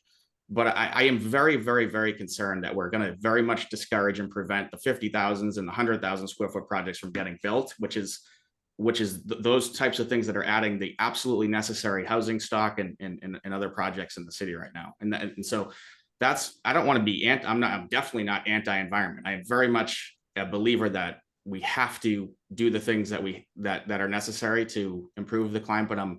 But my major concern here is that this is going to, on the margins, prevent the addition of the necessary housing to solve our immediate term crisis that we have as a city. So Michael, I appreciate your point of view, and can people hear me? Yes, Ricardo. Yeah, but I and Drew, I also respect your point of view as well. But I'm sort of more in the camp with Jill that I think developers, folks who have to deal in this environment need sort of a clarity, and I believe that this provides a clarity for large-scale projects moving forward in the city that we really desperately need. It's getting hotter and hotter in the city of Boston, where I live. And I think this impacts many communities of color who don't actually have to maybe suffer through that. It's also interesting to me that Cambridge has adopted very similar policies, and there is no shortage of projects getting built in Cambridge the last time I looked. And so I understand the concerns and I respect them, but I think it's, to the comment of the best tree planted was 20 years ago, and the second best option is today. I think we need to be planting our trees today, and so I'm supportive of this. Anyone else? I think Michael touched on it just a touch, but I think it's being overlooked a great deal is the problems right now with finance, and it's a serious issue, and I hear about it all the time, and I'm retired now, and I hear about it all the time, and it's I just think we're pushing too fast, too soon, personally. Some of the things, though, that I guess I would also put out there is there are new technologies that are evolving very quickly. I'm very optimistic. Someday we will have mass timber as options and have it there more cost efficiently. And so, none of us really know the future and how these technologies and building systems that are being enhanced could accelerate. And perhaps this will encourage more of that and encourage our development community, who I have great faith in them. I think they are smart, and they are already doing a lot of this. They are already championing embodied carbon as well as energy efficiency. I am optimistic. I think we could be. I don't disagree with Michael and Drew that this could be a couple years of some challenges because it does create some barriers because we're not quite caught up, but I'm optimistic we will catch up. So I'm willing to make a motion, Mr. Chairman, unless other people also want to make comments. No, we're going to lose a commissioner. We have one commissioner that has to leave soon. Okay, So I will make a motion, Jay, that we approve text amendment application number 527, Articles 2 definitions, 37 green buildings, and 80 development review and approval for net zero carbon zoning. I second. Motion is second. Any discussion on the motion? Mr. Jay? Yeah. 1 second sorry. before we get into a little more Yeah, discussion on this. I know Amy Chambers jumped- wanted to just. Yeah, you're right. Last time on something, please. Yeah, okay. The proponents are entitled to a brief rebuttal. I think Amy. Thank you, Chair. And good morning, Commissioners. Morning. I appreciate the opportunity to speak, and I certainly appreciate all of the dialogue here today. I have a few points that I'd like to make for you before you proceed. I want to be clear here. We've had a lot of conversation here today about Boston as a leader in electrification, and about the fact that we should, kind of respect the milestones that we've already hit. Boston is a leader. We are very proud of the work that has been done. Oliver, Hannah, many other members of the team are working hard to kind of continue that. But I want to make sure that it's not missed that we are looking towards both electrification and green energy. And that combination is truly what net zero buildings will be. What we're talking about here today is thinking about both of those things in combination as our climate solution. And what we're talking about specifically with regard to our new construction buildings is that we need to use this opportunity to nudge those buildings that are closest to meeting those goals to actually meeting those goals. We want to think about that from the standpoint of the holistic perspective. Commissioner Jamela, I understand, your concerns about kind of moving the needle. And with that being said, I just want to touch on a few things that I've heard from you here today. With regard to our process, our staff has been working all year this year on this particular initiative. I want to make sure, though, that it is not lost on anyone that this is kind of re-energizing an initiative that a lot of work took place under in previous years. You've heard today from many members of different advocacy organizations who have been very integrally involved over the course of several years, frankly, in the development of a prior draft of this zoning, in the advocacy and development around the state stretch energy code, and in the advocacy and development of this particular draft of the zoning as well. So I want to challenge a little bit the idea that there has not been community process or has not been more community process. Over the development of this draft zoning, our staff worked very closely with many user groups. We had several working groups before our office hours, et cetera. Because this is a topic that is very kind of wonky, if you will, we wanted to make sure that we were having as many conversations as we possibly could to get as much information as we could to shape this. We met with large scale developers. We met with the Mayor's Office of Housing, who also convened a group of affordable housing developers. We met with the several advocacy groups. We had several conversations in order to be able to draft this. This was not drafted behind closed doors. And when we did have those public meetings, that was in an effort to be able to kind of communicate the details of this proposal to a much broader audience. We also worked very closely with Thornton Tomasetti, our consultant who was mentioned earlier, around the financial feasibility of this particular initiative. And one of the things I really want to name for you is that their findings concluded that the vast majority of our new construction projects that will move forward under the new stretch code are already meeting BERDO 2040 to BERDO 2045 goals. So with that being said, Commissioner Jamela, you named kind of understanding if we were seeking to do this in a little bit more of an incremental way. We're already at a place where we're meeting some of those goals. We want to continue to push the envelope. We have departments like, Oliver's initiative around Green New Deal and the new Climate Resiliency Department, because these are important initiatives of the mayor. And we want to make sure that, with that in mind, that we're really continuing to push the envelope. You have heard from me a million times before about the fact that my staff and I are going to bring you tough decisions. And I am here today to obviously acknowledge that we're bringing you another tough decision. I don't want to, minimize that by any stretch of the imagination. But like many of those other proposals that have been brought before you, and frankly, ones that will be brought before you in the future, we're asking you to think about developing the city that we want to see. That is your charge as zoning commissioners. We, as the planning department, as the former BPDA, are absolutely responsible for understanding the market, for understanding the decisions that need to be made from the standpoint of mitigation and impacts and other things that impact the developers and impact projects and allow us to get shovels in the ground. But as the zoning commission, we really need you to be thinking about that future, that I think Devin really hit it on the head, and I know Commissioner Ostrich, you kind of revisited the idea of the tree that is planted today. Other than that, I do want to, I want to name the fact that, there was also talk today about perfect being the enemy of the good. I would challenge you to consider that this proposal is not perfect. We are trying to be very mindful from a financial perspective of our high intensity users. We are trying to be mindful, from the perspective of, our industrial users, and mindful, frankly, to the fact that those users are still impacting our grid.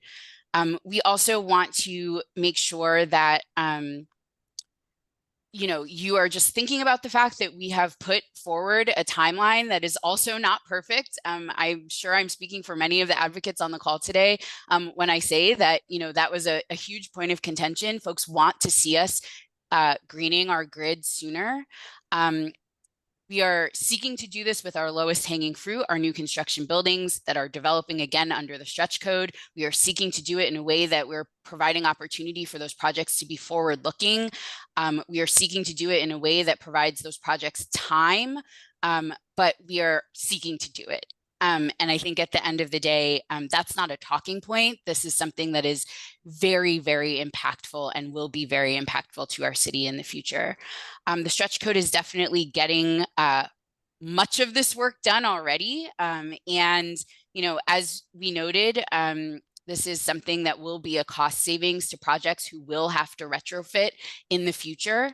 And as a reminder, I just want to, kind of just double down on the fact that we are talking about new construction and Article 80 scale buildings. So I'm going to end there. I want to, just thank the 5 counselors that we heard from today in support of this initiative. And I would encourage you all to help us in furthering Mayor Wu's goals. Thank you, Amy. Yeah, just make a quick comment. I don't want to, but first of all, let me just say I commend the work of the planning department and everyone else involved, Amy, you and everyone else. I think you guys are amazing and do amazing work and are thinking about things thoughtfully and productively and like, well done. None of my comments mean to diminish that in any way at all. So my only comments are about there's a choice to be made in certain cases and we have to choose, we oftentimes can't choose. Well, we have to choose between 2 hard choices in a lot of ways. And so that's my opinion on this is I think this will be a negative impact on this future vision of the city that we want to achieve collectively. In the short run, I think we'd be better served by a delay in implementation. That's all. But honestly, thank you for your work. I really appreciate everyone. I love you guys. I know you're great. We have the sharpest and smartest staff in any city in America. So I just did want to say thank you for that. Thank you, Michael. All right. Back into there's a motion on the motion and it's been seconded. Any discussion on the motion? Hearing none. We'll take a roll call. Jill Hatton, Yes. Michael DeMella, No. Nelson Arroyo, Yes.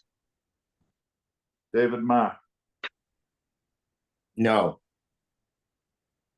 Drew Leff, No. Aisha Miller, Yes. Midori Morikawa, Yes. Ricardo Ostrich, Yes. Michael Nichols. Yes. I vote no. So that's 1, 2, 3, 4 no's. And that's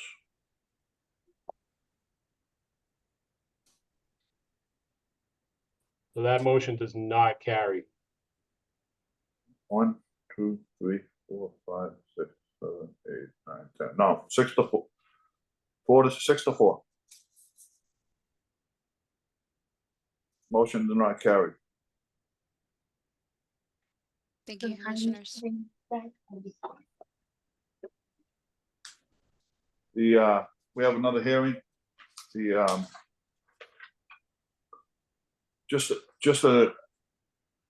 I've already told Jeff, I have an emergency dental appointment. I thought we'd be out of here well before 11:30. I gotta leave here by 11:20. But I know we're losing another commissioner too, so if I disappear mid-meeting here, I don't know how long this is gonna take, but we'll begin the meeting now to try and catch back up. This is a 9:15 meeting at 10:48. This is a public hearing before the Boston Zoning Commission to consider a map amendment application number 784 and the first amendment to the development plan for plan development area number 136, Fenway Corners West. The hearing was duly advertised July 24th, 2024 in the Boston Herald. The Boston Zoning Commission hearing on proposed petitions, the proponents will first present their case. And the subject to questioning by members of the commission only. We're taking support and opposition at the same time. If you're planning to testify, please take time now to verify that your computer microphone is active. Click the hand icon on your Zoom control panel. This will signal staff you would like to speak. When your hand is raised, it'll be blue. If you're calling into the meeting and would like to testify, please dial *9 to raise your hand. When I call for all testimony, staff will announce your name and allow you to talk. You must unmute your microphone. Your webcam will not be active. In an effort to accommodate all who would like to speak about this proposal, each person will be given up to 2 minutes to comment. Commission staff will indicate when 30 seconds remain. At that point, please conclude your remarks so the hearing may continue and others may be heard. Finally, the proponents are allowed a brief 5 to 10 minute period for rebuttal if they so desire. Please begin the presentation. Thank you, Mr. Commissioner. I'll keep this brief. My name is Quinn Valsich. I'm a Senior Project Manager in the Development Review Division of the Planning Department. The proposal before you is for a notice of project change and plan development area development plan amendment for a previously approved Article 80 large project known as the Fenway Corners West project, the associated development plan for PDA number 136 Fenway Corners West.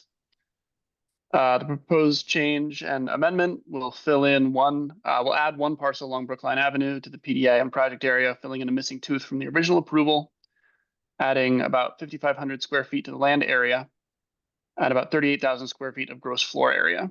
There is an associated increase to the total project parking of 17 additional spaces, and the project change will result in an additional $200,000 in funding by the proponent for transportation and public realm improvements.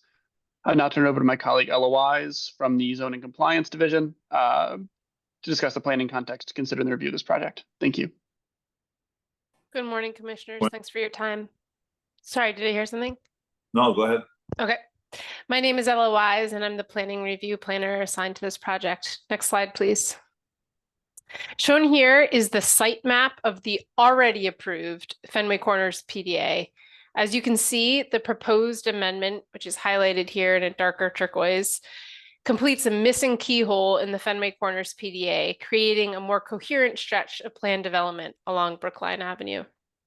To the north of the proposal before you today is the planned project within the already approved PDA at 80 Brookline, and then to the south is 100 Brookline. Next slide, please.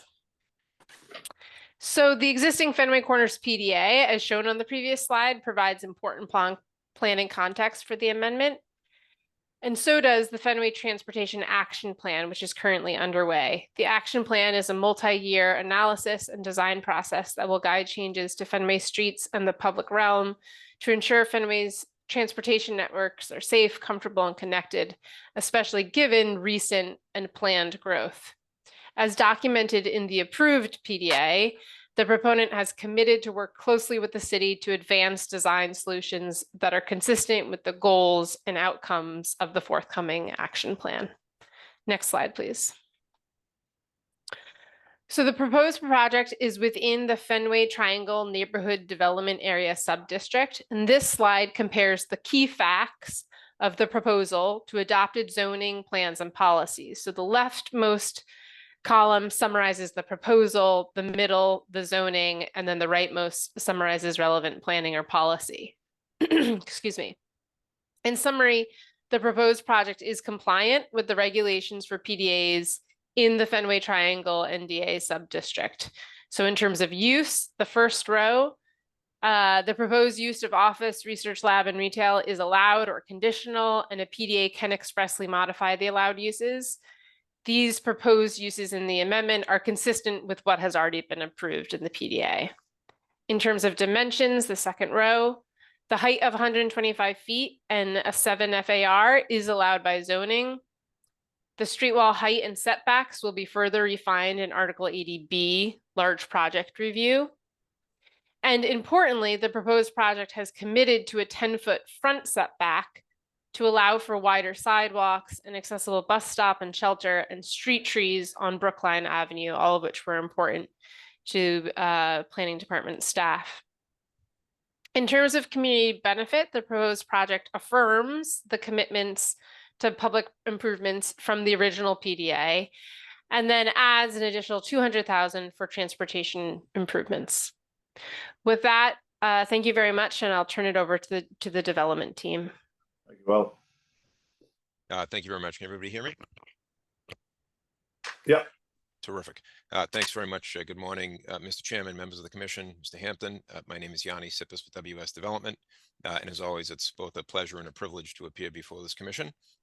We are very happy to be here this morning proposing an amendment to the boundaries of the Fenway Corners PDA plan that, although it's relatively minor, we hope will have a meaningful improvement in terms of the project's urban design outcome. Next slide, please. Thank you. Just to begin our presentation, this plan shows an overview of the boundaries of the two PDAs that together comprise the Fenway Corners project. We're going to focus on the PDA West, which is the PDA in blue. These PDAs were considered and approved by this commission exactly 1 year ago at the August 2023 meeting. Next slide, please. The project approved at last August commission meeting comprises about 2 million square feet of mixed-use development on 4 separate city blocks, wrapping 2 sides of Fenway Park, outlined here in the white. Next slide, please. And just to zoom in on one of these 4 blocks, what we call the Jersey block, you can see along Brookline Avenue where last August's PDA approval, the boundary line in blue ran around one small parcel of land located at 96 to 98 Brookline Ave, which was not part of the project originally at the time of its approval. Next slide, please. Here's just more of an illustrative site plan. This is rotated from the prior view showing the originally approved project site in the red dashed line. Again, you can see the one parcel of land, about 5,500 square feet fronting on Brookline Avenue that was not part of the original project boundary at the time of approval. Next slide, please. And so the matter before the commission this morning is a proposed adjustment in the original boundary to add that missing parcel, add about 5,500 feet of land to the project's existing 188,000 feet of land, and a corresponding approximately 38,000 feet of GFA to the project's approximately 2 million square feet of approved GFA.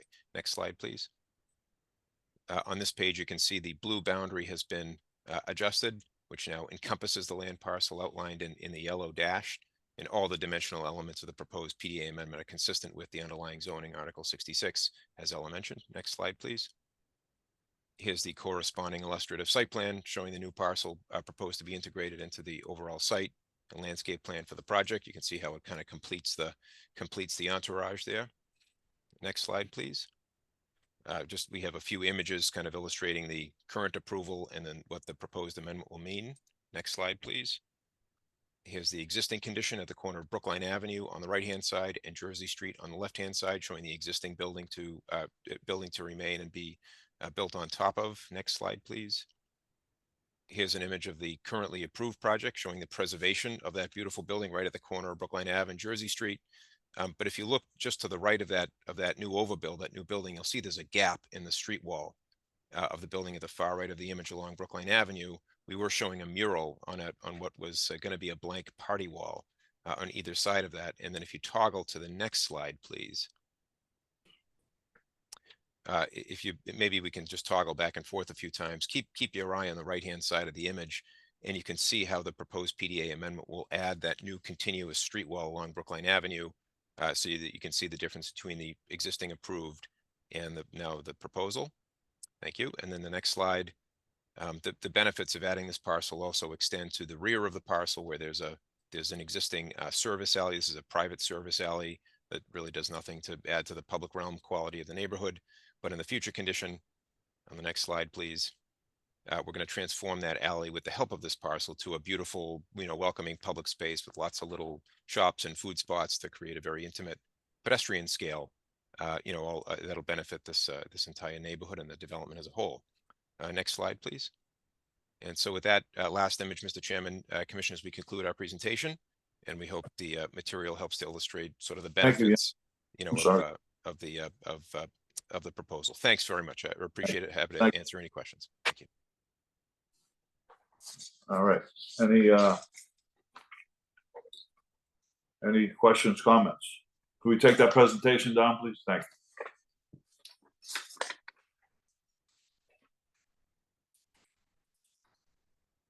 Questions, comments from the commission? Hearing none. Everyone's questioned out. Any public testimony, Jeff?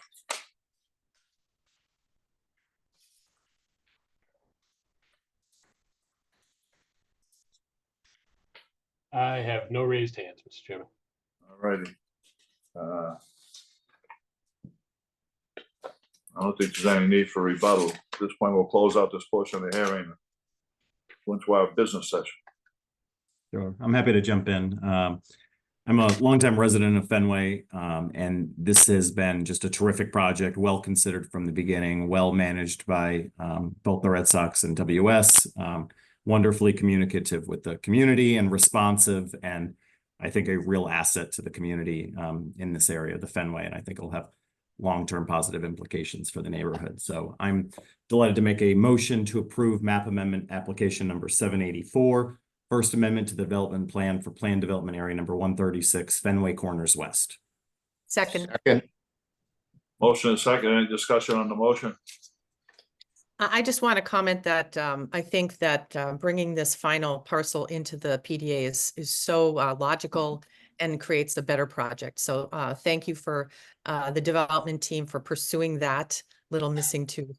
And I do think it really enhances the project much more than the size of that parcel. So.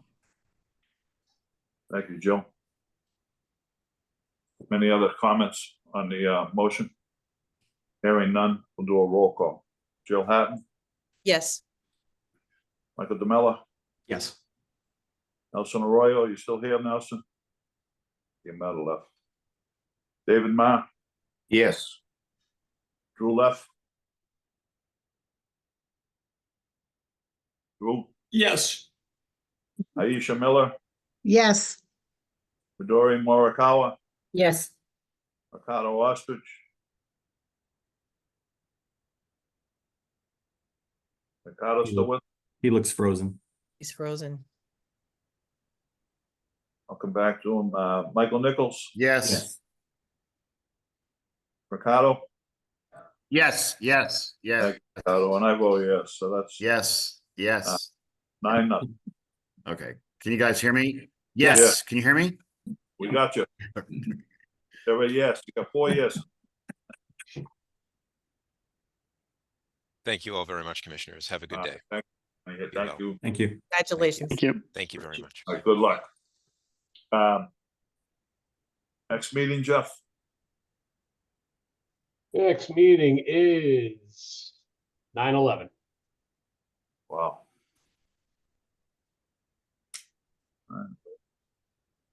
Are we adjourned? Yeah. Thank you. Bye. Thank Thanks all. Bye. Thank you.